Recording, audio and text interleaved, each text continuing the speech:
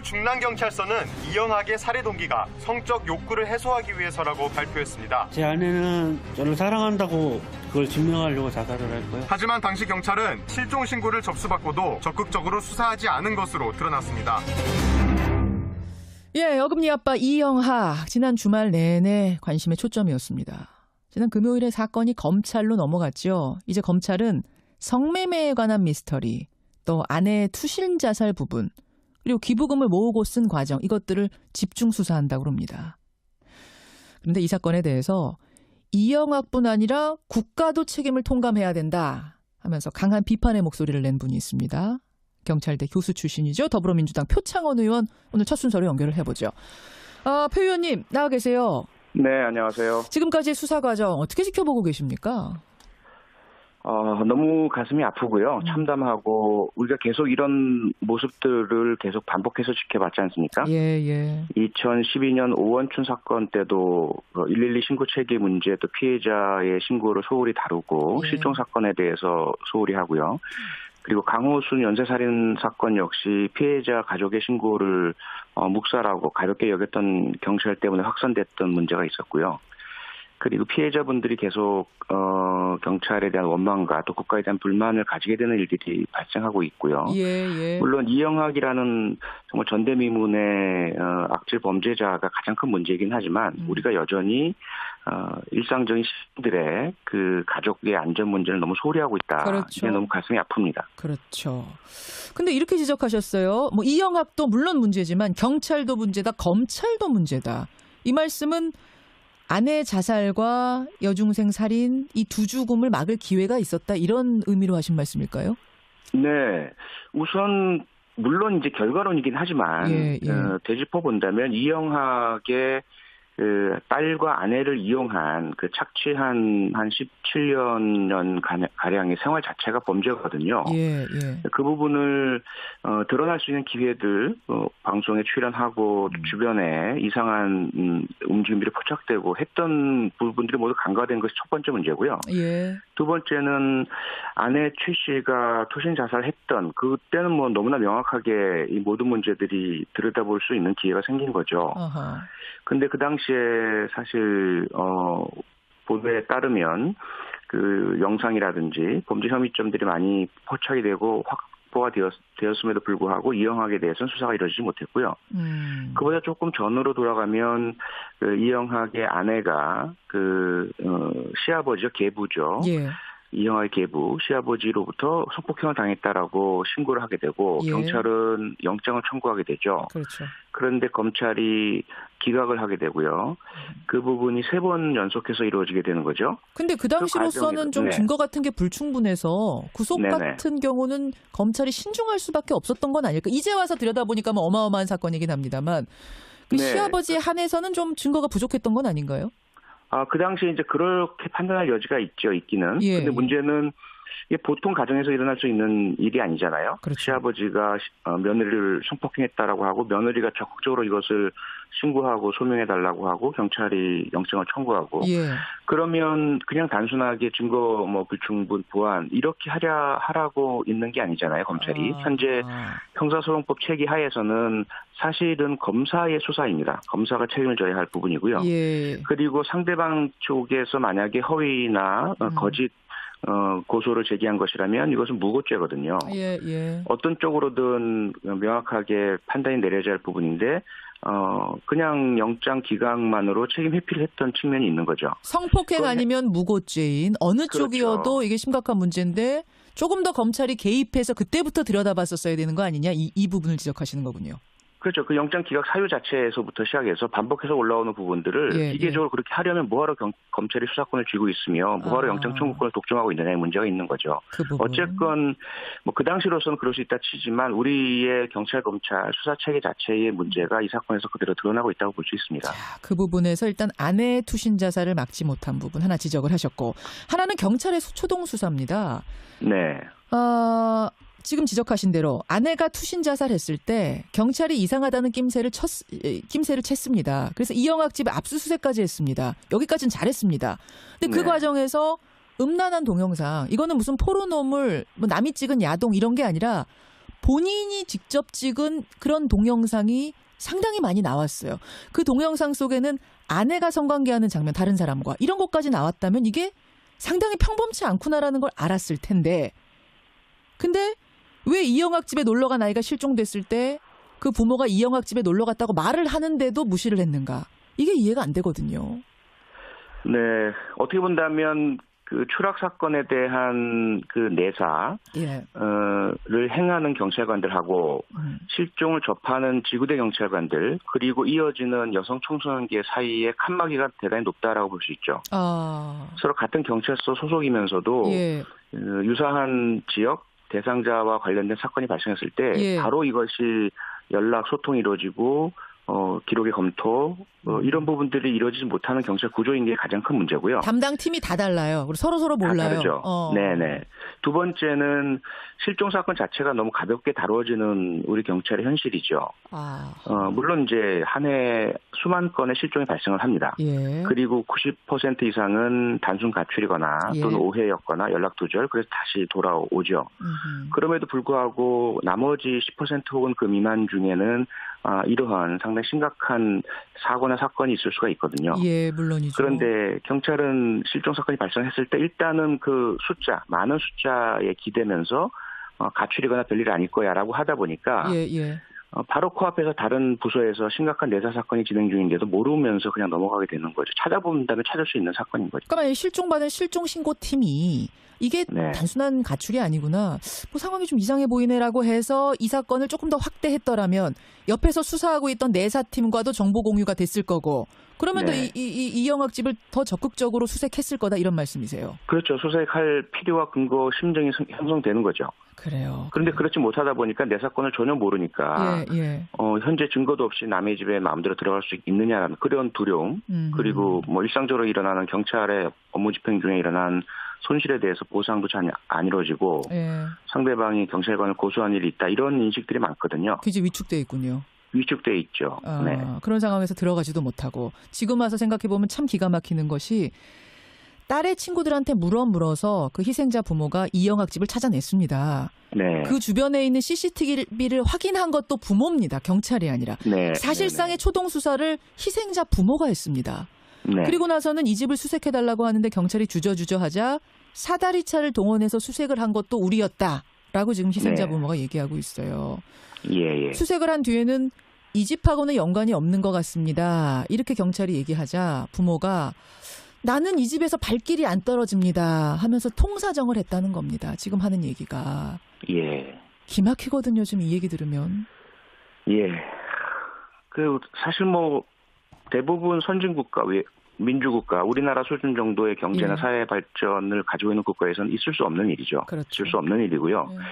그러한 아마추어인 피해자 부모가 그렇게 하실 정도라면 그보다 훨씬 인력과 전문성을 갖춘 경찰이 좀 더 빨리, 좀 더 적극적으로 내부 수색까지 했었어야 한다는 거죠.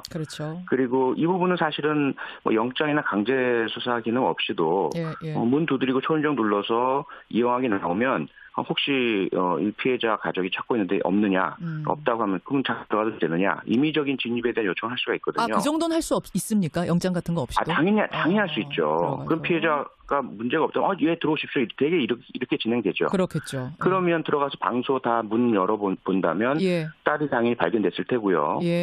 그런데 만약에 들어오지 못하게 막는다면 거기서 이상한 조짐이니까 이것은 바로 영장을 발부받든지 강제 진입을 할 수가 있게 되는 거죠. 그러니까 지금 이 시간에 살아 있었던 거예요, 그 아이는, 돌이켜보면. 그러니까요. 실종 신고 후에도 13시간이나 살아 있었으니까. 그러니까 발빠르게 대응해서 수색만 철저히 했더라도 죽음을 막을 수 있었다. 지금 이거 초동 수사에 아주 결정적인 문제가 있었다는 생각이 드는데. 알겠습니다. 이제 뭐 검찰이 수사팀을 꾸려서, 전담팀을 꾸려서 여러 가지를 살펴본답니다. 성매매 의혹, 부인 자살 의혹, 기부금 의혹 집중 조사를 한다는데요. 정확한 것이 드러나길 바라고, 표 의원님이 전문가로서 이 사건 보시기에 특히 눈에 밟히는 부분은 어떤 부분입니까? 아무래도 이제 피해자 부모님이죠. 그분들의 말씀 속에 답이 다 있는 것 같고요. 그리고 피해자분이 그렇게 느끼시게 만들면 안 됩니다. 처음에 발생했을 때부터 우리는 뭐 부산 사건도 떠오르죠. 당연히 14살 어린 소녀들이 행했던 그 일의 이면에는 이미 2달 전에 있었던 초원 폭행이 있었고요.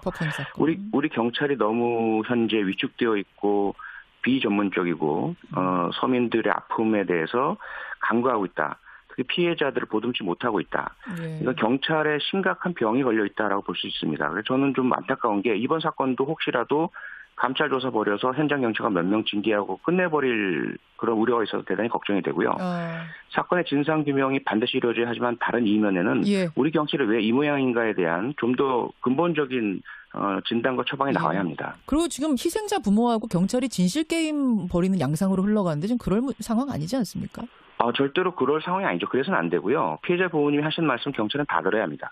일단은 다 듣고 그런 원망과 책망을 다 받아야 하고요. 그리고 그 상태까지 오기 전에 이미 피해자 전담 경찰관들이 피해자 부모님들의 도움을 드리고 정서적인 지원도 해드리고 그리고 나서 만약에 피해자 부모님이 잘못 알고 계시는 사실들이 있다면 그건 추후에 혹시라도 법적인 문제가 제기가 되는 증거로 제출하면 되는 겁니다. 알겠습니다. 표 의원님 시간이 없지만 한 가지만 여쭐게요. 지금 이영학의 딸 이양 불구속 수사를 받고 있는데 삼촌 집에 있답니다. 그러니까 이영학 씨의 형 집에서 머물고 있다 그래요. 딸이 굉장히 중요한 진실을 말해야 되는 당사자인데 지금 그 이영학 씨 형 집에 있는 게 맞는 건가요? 이건 저는 절대로 맞지 않다고 생각을 하고요. 이게 세 가지 문제인데요. 하나는 일단 공범입니다. 어쨌건 그렇죠. 나이 어리고 여러 가지 뭐 아버지로부터 통제가 있다 하더라도 적극적으로 범행에 가담 개입을 했고 특히 피해자 부모님께 거짓말을 하면서 속였거든요. 그래서 피해자 발견한 시기를 늦췄고요. 두 번째는 이영학의 범행에 대한 목격자입니다. 그렇죠. 그 진실을 말해줘야 하고요. 세 번째는 본인 스스로가 중병을 앓고 있고 보호를 받아야 하는데 이영학의 가족들은 전혀 이 세 가지 측면에서 진실 왜곡, 또 말 맞추기, 증거 인멸 등의 어떤 우려를 가지고 있죠. 게다가 이영학의 가족들도 지금 사실 수사 선상에 올라 있는 거 아닙니까? 그럼요. 이 사건의 전체적인 받아야 합니다. 그 최 씨에 대한 학대 부분, 성매매 부분 뭐 여러 가지요. 거기에다가 그 이 중독을 앓고 있는 이양에 대해서 뭐 치료라든지 상담이라든지 이럴 수 있는 사람들이 아닌 거죠. 부적절하다는 생각이 저도 드는데 비슷한 생각을 하셨군요. 알겠습니다. 여기까지 확인하겠습니다. 고맙습니다. 네, 고맙습니다. 더불어민주당 표창원 의원이었습니다.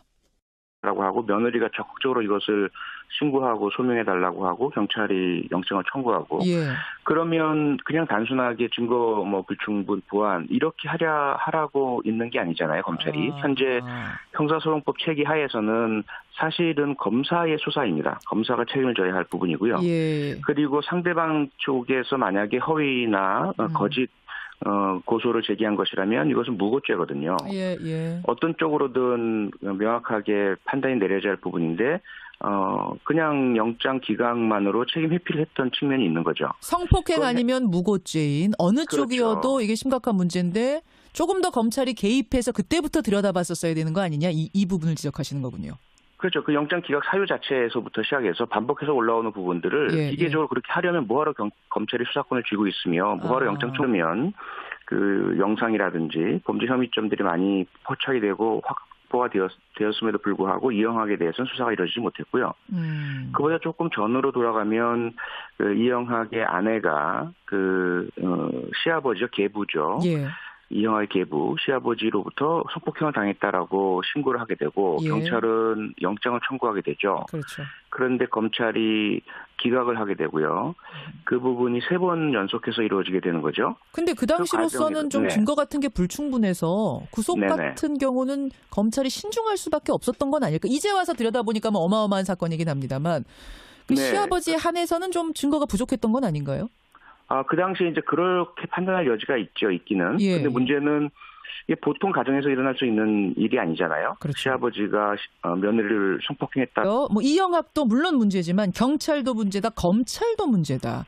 이 말씀은 아내 자살과 여중생 살인 이 두 죽음을 막을 기회가 있었다 이런 의미로 하신 말씀일까요? 네. 우선 물론 이제 결과론이긴 하지만 되짚어 본다면 이영학의 그 딸과 아내를 이용한 그 착취한 한 17년 가량의 생활 자체가 범죄거든요. 예, 예. 그 부분을 드러날 수 있는 기회들 방송에 출연하고 주변에 이상한 움직임들이 포착되고 했던 부분들이 모두 간과된 것이 첫 번째 문제고요. 예. 두 번째는 아내 최 씨가 투신 자살했던 그때는 뭐 너무나 명확하게 이 모든 문제들이 들여다볼 수 있는 기회가 생긴 거죠. 근데 그 당시에 사실 보도에 따른 이제 수사 과정 어떻게 지켜보고 계십니까? 너무 가슴이 아프고요. 참담하고 우리가 계속 이런 모습들을 계속 반복해서 지켜봤지 않습니까? 예, 예. 2012년 오원춘 사건 때도 112 신고 체계 문제도 피해자의 신고를 소홀히 다루고 예. 실종 사건에 대해서 소홀히 하고요. 그리고 강호순 연쇄살인 사건 역시 피해자 가족의 신고를 묵살하고 가볍게 여겼던 경찰 때문에 확산됐던 문제가 있었고요. 그리고 피해자분들이 계속 경찰에 대한 원망과 또 국가에 대한 불만을 가지게 되는 일들이 발생하고 있고요. 예, 예. 물론 이영학이라는 정말 전대미문의 악질 범죄자가 가장 큰 문제이긴 하지만 우리가 여전히 일상적인 시민들의 그 가족의 안전 문제를 너무 소홀히 하고 있다. 그렇죠. 이게 너무 가슴이 아픕니다. 그렇죠. 근데 이렇게 지적하셨어요. 서울 중랑경찰서는 이영학의 살해 동기가 성적 욕구를 해소하기 위해서라고 발표했습니다. 제 아내는 저를 사랑한다고 그걸 증명하려고 자살을 할 거예요. 하지만 당시 경찰은 실종 신고를 접수받고도 적극적으로 수사하지 않은 것으로 드러났습니다. 예, 어금니 아빠 이영학 지난 주말 내내 관심의 초점이었습니다. 지난 금요일에 사건이 검찰로 넘어갔죠. 이제 검찰은 성매매에 관한 미스터리, 또 아내의 투신 자살 부분, 그리고 기부금을 모으고 쓴 과정, 이것들을 집중 수사한다고 합니다.